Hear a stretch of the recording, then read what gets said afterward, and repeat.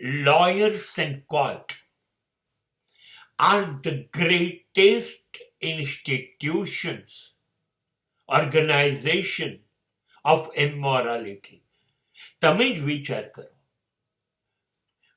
એક ભાઈ બીજા ભાઈની મિલકત પચાવી પાડે, બે ભાઈઓ ભેગા થઈ અને બહેનની મિલકત પચાવી પાડે, પતિ પત્નીને અન્યાય કરે, સંતાનો માતા પિતાને અન્યાય કરે,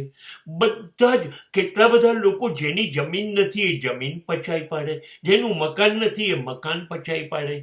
લોકો ચોરીઓ કરે, આ બધું જ ખોટે ખોટું કરે અને પછી વકીલને લઈને મળી લે અને વકીલ આ બધું ખોટું સાચું કરાવે અને એમાં અદાલતના જજ